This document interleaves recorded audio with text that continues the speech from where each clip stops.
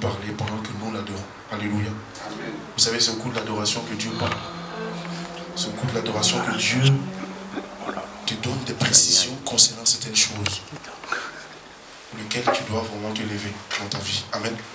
C'est au cours de l'adoration que Dieu vient pour te révéler son plan, sa vision, sa façon d'opérer. Amen. Gloire à Dieu. Mais je pense que le Seigneur permettra qu'on ait encore plus de temps dans les jours à venir. C'est lui seul qui décidera pour que nous puissions avoir plus de temps pour l'adorer. Amen. Amen. Amen. Qui est d'accord avec moi ce matin? Amen. Je sens un peu la salle un peu calme. Tout le monde est crispé comme ça. Qu'est-ce qu'il y a? Amen. Alléluia. Amen. J'ai dit à ma femme, on était dans la voiture, dit ça là. Si je ne vais pas trop là, ils vont encore dire, ah, pasteur, il est où? Alléluia. Amen. Donc ne soyez pas crispés. Amen. On va se développer, on va se détendre un peu. Parce que je veux que la parole passe dans une ambiance un peu bien. Amen. Hein, ne soyez pas. Amen. Tiens-toi debout, tiens-toi debout. Alléluia. Est-ce qu'ils ont bien loué le Seigneur? Amen. Vous avez bien loué le Seigneur. Parce qu'en général, quand on loue bien le Seigneur, on ne fait pas ça. Amen. On se tient debout. Alléluia. Alléluia. Amen. Je vais chanter un peu mon cantique. Qui me permet de chanter mon cantique? Atabilenge Yesu miwa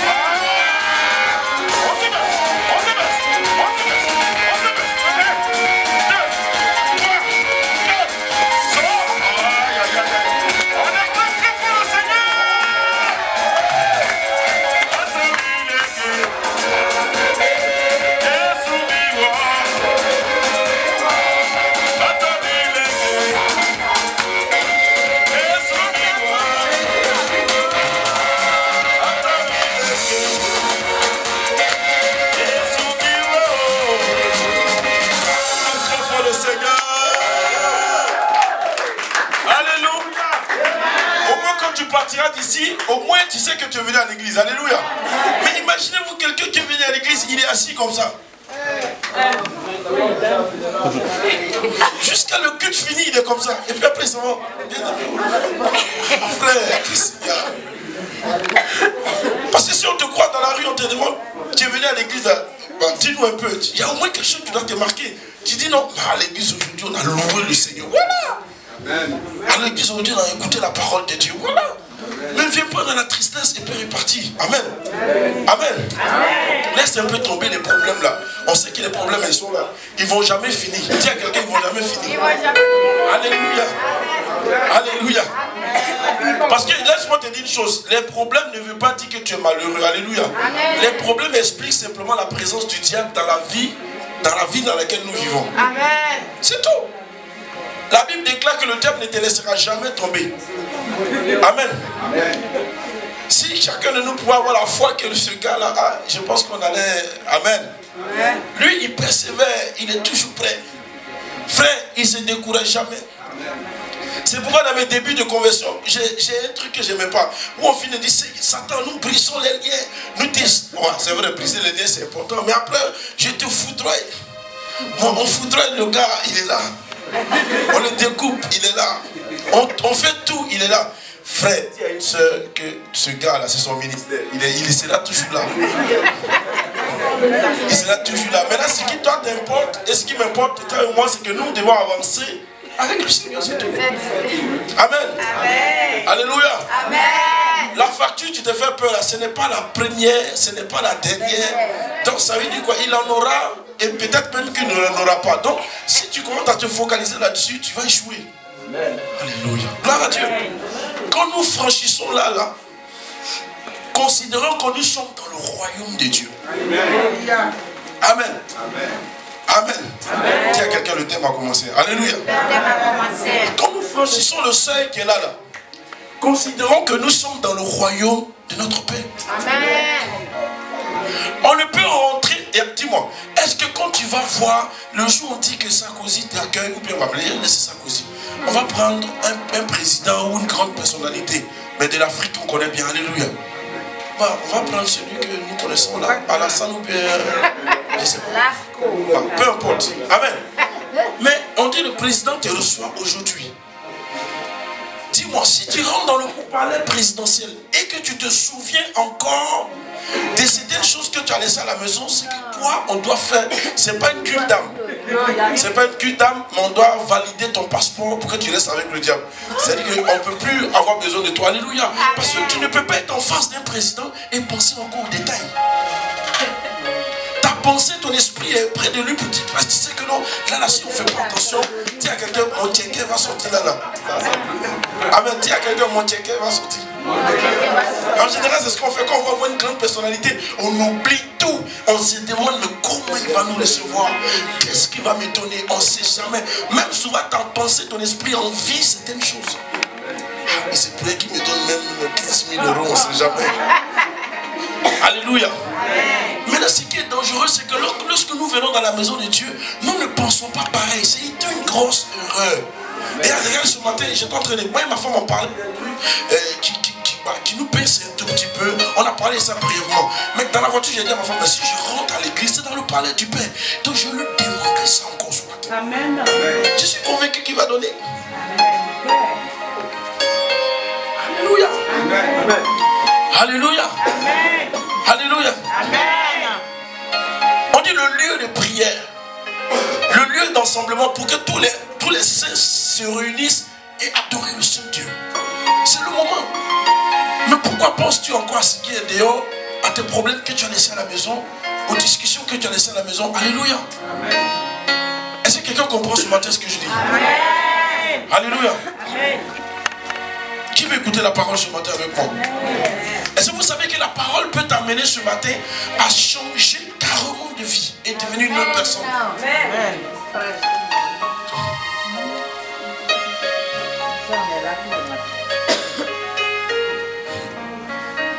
À la veillée des prières, j'avais dit que souvent, soyez des gens qui rêvez. Rêvez. Il faut rêver. Le rêve est permis. Parce que le responsable du rêve, là, c'est Dieu lui-même. Vous savez, il y a une chose, quand tu es assis comme ça et que tu rêves, ce n'est pas de la blague. Vous voyez, il y a des gens qui rêvent tellement, leurs rêves. Moi, je suis convaincu qu'il y a des gens, si on rentre dans leurs pensées, leurs rêves, là, ça n'a rien à voir, même là où on est assis. Mais c'est important. Moi, ces jeunes personnes, je veux marcher avec eux. Dis à quelqu'un, je veux marcher avec eux. Et il y a dit, hier, ce qui s'est passé, mon fils disait qu'il voulait manger. Et sa mère, je sais pas si c'est hier, je sais plus c'était. Non, c'est pas hier ou avant-hier, il ne faut pas qu'elle dise des bêtises, mais il voulait manger, sa mère voulait lui donner à manger. Il dit non, lui ne mange pas ça. Il veut manger autre chose. Bon, moi j'étais un peu énervé dans la chambre parce que j'avais besoin de ma femme. Et puis ils sont la maintenue là-bas. Embargo, alléluia. Bah, souvent les enfants aussi déconnent un peu, alléluia. Tu as besoin de madame pour qu'on fasse autre chose, je sais pas. Mais les enfants vont la maintenir jusqu'à. Bah, finalement le sommeil commence à venir, alléluia. Gloire à Dieu. Amen. Dis à quelqu'un que le Seigneur nous aide. Alléluia. L'autre se retrouve dedans. Ne vous inquiétez pas, il a préparé un thème. Maintenant, si tu fais exprès, bah, que le Seigneur te soutienne. Alléluia. Papa, c'est pas ça? Amen. Maintenant, si elle fait exprès, bah, que Dieu la soutienne, c'est pas grave. Donc, je disais qu'il est en train de discuter avec sa mère. Non, je ne mange pas ça. Elle dit, elle dit, non, je ne mange pas ça. Je ne veux pas manger ça. Je n'ai pas envie de manger ça. Je veux manger ça. Et je me suis rappelé d'une parole. J'étais parti prêcher à Daloa, dans un village. C'était dans mes tout débuts. Je n'avais pas encore d'enfants, je n'avais pas encore de femmes. Et j'étais en train de prêcher. Puis je disais, moi, mes enfants ils doivent me dire, je ne veux plus entendre que mes enfants disent, papa, j'ai faim parce que je n'ai pas à manger. Et dans le village, je pleurais. Il dit, Dieu est le Dieu qui nourrit. Amen. Amen. Et j'étais en train de prier. Il dit, Dieu, je ne sais pas comment vous adorez Dieu. Mais moi, Dieu, pour moi, c'est quelqu'un qui peut tout faire. Donc j'étais en train de prêcher et je me suis rappelé de cette prédication à cause de ce que l'enfant disait. Il disait, je n'ai pas envie de manger ça, je vais manger ça. Je n'ai pas envie de manger ça, je vais manger ça. Et automatiquement, je me suis rappelé des prédications que je donnais dans un village où je disais que moi, mes enfants viendront me dire, papa, j'ai pas envie de manger ça. Ça aujourd'hui, j'ai pas envie, c'est ça que je vais manger. Et la joie a commencé à me prendre dans la chambre. Oui.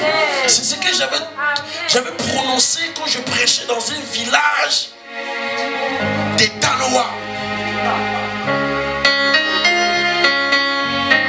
Même le pasteur Thomas, même il est encore là. Souvent quand j'appelle certaines personnes, on lui dit que je suis. Il dit non, moi je ne doutais pas. Il sait que lui là. Alléluia. Amen. On était 15 pasteurs, d'autres sont mariés. Je leur ai dit, je ne me marie pas maintenant.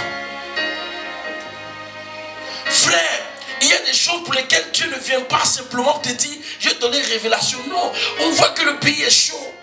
Quand un pasteur se marie, tout de suite il va créer église. Un autre pasteur se marie, il va créer église. Pourquoi? Parce qu'il prend enfant des gens, il est dans 2 pièces, ou 2 chambres salon, ou une chambre salon, un studio, et un pasteur n'est pas rémunéré, il ne travaille pas à Abidjan. On connaît un peu les pasteurs. Aujourd'hui, le seul système qui marche à Côte d'Ivoire, c'est des jeunes qui font du business, qui chantent les morceaux du monde national qui ont l'argent.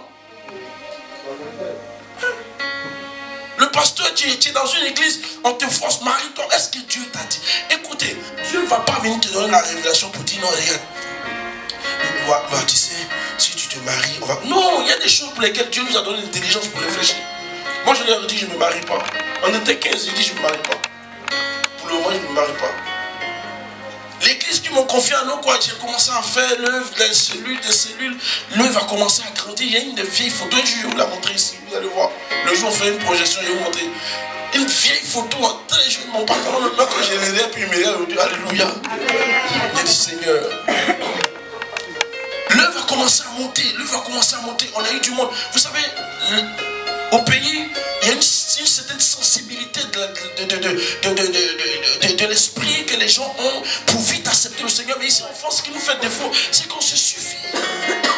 Frère, le gars, il n'a même pas de diplôme, il vient en France, on lui donne fiche de paye.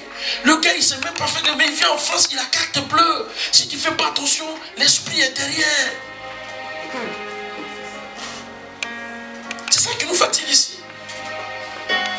La différence, c'est qu'en Côte d'Ivoire, c'est dur parce que tout le monde cherche Dieu. Mais ici, comme on nous a tout donné le confort, on ne cherche pas Dieu. On dit non, c'est bon, moi j'ai 1000 €, qu'est-ce que je vais aller faire quand je suis pasteur? Alléluia. Oh, c'est une grosse erreur. On aurait pensé que ici, c'est mieux confortable. Pourquoi? Parce qu'ici, on mange bien. On fait tout bien. Mais nous tuons quelque chose, c'est que nous tuons notre âme. Ici, nous avons le confort. On dit la voiture n'est plus un luxe ici. Une nécessité. Bah, la soeur, elle est en France. Allô? Même souvent, à peine même tu parles aux gens au pays. Oui, allô? Allô? Mais toi-même, quand je parle, est-ce que tu peux écouter d'abord? Voilà. Il est arrivé en France. Non, sincèrement, quand je pense à tous ces détails, Seigneur, il faut nous garder. Je l'ai dit dimanche passé, et je le redis encore. Avec ceux que je marche beaucoup, bah, ça fait depuis un moment, le papa, le serviteur me visite beaucoup chez moi à la maison. Je passe un peu de temps, je lui dis souvent que non. J'ai une soif qui me manque. Que j'avais à Abidjan, que je n'ai pas ici. Là-bas, je n'avais pas de voiture, j'avais rien. Mais j'étais en joie. Quand je sors comme ça, ma Bible, il y a une certaine. C'est l'intérieur qui est important. L'intérieur, j'étais en joie. Parce que je servais Dieu correctement. Le mot correctement. Frère, je sais de quoi je parle. Amen. Quand il dit correctement, je pouvais prendre des moments de jeûne quand j'ai envie. Je pouvais aller dans les délivrances quand j'ai envie. Mais ici, tout est organisé pour que nous nous éloignions du Seigneur. Et c'est pour ça que j'ai dit dimanche que vous qui courez après ces choses-là, vous avez l'impression que c'est difficile que vous les avez. Pourquoi? Parce que Dieu vient et voit dans vos pensées, dans votre esprit que vous êtes venu juste pour ça. Et vous l'avez oublié. Et quand Dieu nous regarde comme ça, il dit, oh, ils sont arrivés les demandeurs. Nous sommes tous des demandeurs. Oh Seigneur, donne-nous ça. Mais ce matin, Dieu va te faire grâce par la parole. Amen. Tu vas prendre ta Bible. Nous allons prendre le livre de Luc. Tu vas prendre le verset, s'il te plaît. Luc 15, à partir du verset 1er, quelqu'un va lire.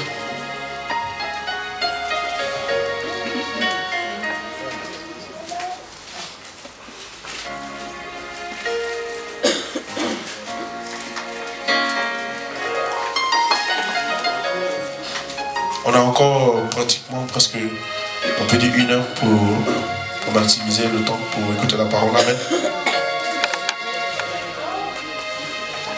Est-ce que vous êtes à la page?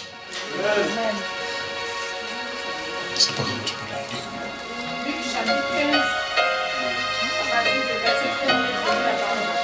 lire. Luc chapitre 15.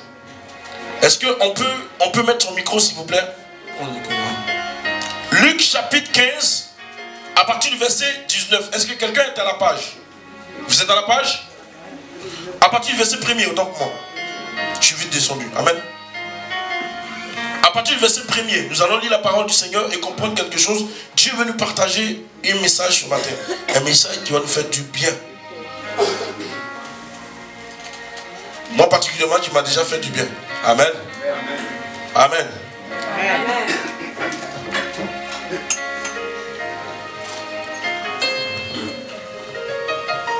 Nous lisons la parole. Je lis la parole. Écoutez attentivement, nous lisons. Luc chapitre 15 à partir du 1er verset. Luc chapitre 15 à partir du 1er verset. Écoutez très bien la parole. Tous les publicains et les gens de mauvaise vie s'approchaient de Jésus pour l'entendre. Tous les publicains et les gens de mauvaise vie s'approchaient de qui? Du Seigneur pour l'entendre. 2. Et les pharisiens et les scribes murmuraient, disant, cet homme accueille des gens de mauvaise vie et mange avec eux. Les pharisiens et les scribes, en quelque sorte les juifs disaient, comment cet homme peut accueillir des personnes de mauvaise vie et manger avec eux? Écoute-moi très bien. Le passage est bien cette là. Tu regardes, mais en même temps il faut bien écouter pour que tu saisisses l'histoire, pour que nous comprenions l'enseignement que le Seigneur veut nous donner là-dedans. Qui veut écouter la parole de Dieu aujourd'hui ce matin? Amen. Dis à quelqu'un, la parole que nous allons donner là ce matin, je veux que tu l'écoutes attentivement. Amen. Ça va bouleverser quelque chose dans ta vie. Amen. Ça va bouleverser quelque chose dans ta vie. Amen. Amen. Mais il leur dit cette parabole. Jésus va dire quoi? Jésus va leur donner une parabole. Amen. Amen. Amen. Quelqu'un me suit? Amen. Jésus va leur raconter une parabole. Vas-y maman.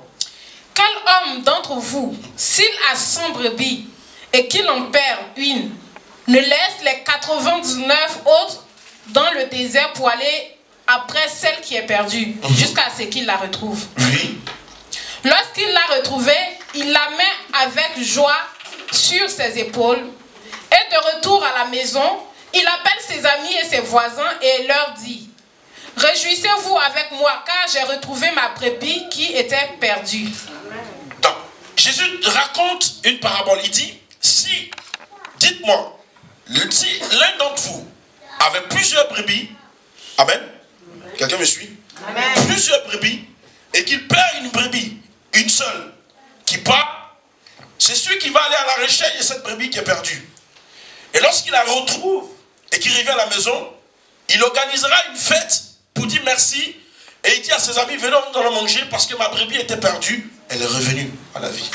Amen. Et c'est pas si quelqu'un comprend. Amen. On va expliquer comme ça parce qu'après quand on va entrer, tu vas mieux comprendre. Alléluia. Amen. Amen. Amen.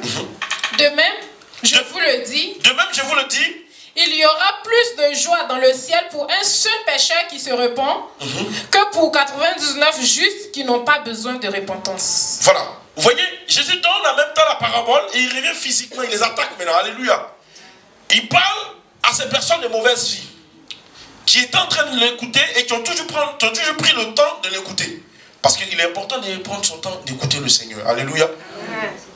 Il dit qu'une personne qui paye une brebis et que cette personne a plus de 100 brebis, il va laisser les 99 courir après la brebis qui est perdue pour la ramener à la maison. Et lorsqu'il la ramène, il organise une fête pour dire merci à l'Éternel. Amen. Amen. Amen. Amen. Et en plus de ça, il va revenir pour dire à ces personnes qui sont en train d'écouter, écoutez-moi très bien. Il y a dans le ciel là-bas la joie lorsque un pécheur se répand et qu'il donne sa vie au Seigneur. Qu'au moins 10 personnes ou bien 90 personnes des Juifs qui ne veulent pas se repentir et qui restent dans leur domaine, vraiment le ciel est en joie pour une seule personne, un seul pécheur qui se répand. Amen. Amen. Oh Seigneur, merci. Continuons. Ou quelle femme, si elle a 10 pièces et qu'elle en perd une, allume une lampe, ne balaie la maison et ne cherche avec soin jusqu'à ce qu'elle la retrouve. Donc, regardez, voilà encore une autre parabole qui donne une femme qui a 10 pièces, une pièce d'or. Franchement, dites-nous, moi je connais des personnes, quand ils ont au moins 10 millions d'euros et qu'ils paient au moins 15 000 euros, bah, ils disent, bah, c'est pas grave. Hein. Alléluia. C'est pas trop grave. J'ai 10 millions d'euros. J'ai payé 15 000 euros. Bah, vous voyez, il y a une grande différence. Hein. Il ne va même pas se soucier. Mais la Bible nous parle du Seigneur. Le Seigneur donne des paraboles.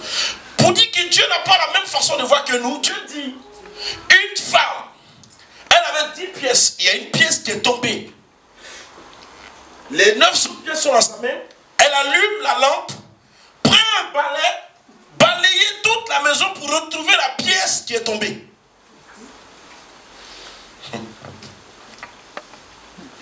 Maman, viens. Viens. Viens t'asseoir là. Viens t'asseoir là.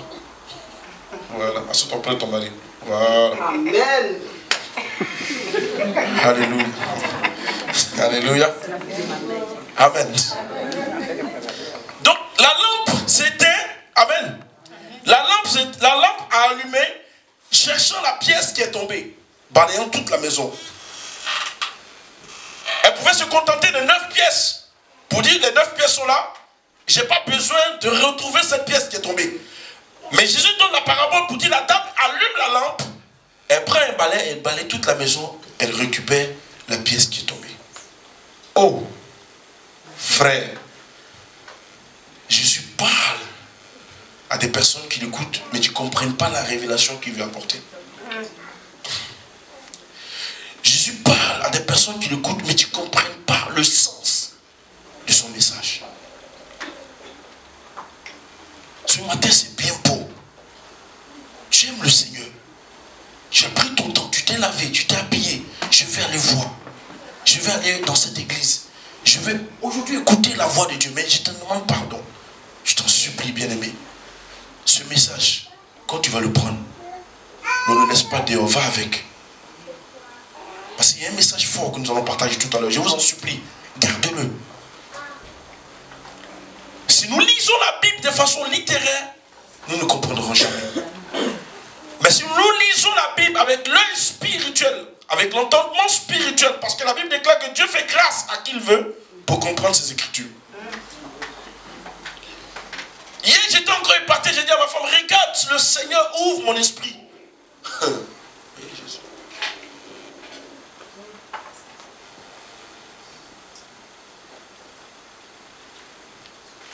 Maman, continue. Lorsqu'elle l'a retrouvé, elle appelle ses amis et ses voisins et dit, réjouissez-vous avec moi car j'ai retrouvé la pièce que j'avais perdue. Réjouissez-vous avec moi car j'ai retrouvé la pièce que j'avais perdue. Une pièce, elle a 9 autres pièces, mais la seule pièce organise une fête. La seule pièce va engendrer certaines choses. Dis. De même, je vous le dis, il y a de la joie devant les anges de Dieu pour un seul pécheur qui se repent. Il répète encore, après cette deuxième parabole, il va répéter encore la même chose. Je vous le dis, qu'il y a de la joie auprès des anges lorsque un pécheur se convertit. Lorsqu'un pécheur donne sa vie au Seigneur. La joie est parfaite dans le ciel. Amen. Frère, laisse-moi te donner une révélation. Il n'y a pas la joie dans le ciel lorsque tu te maries. Ça a choqué d'autres personnes.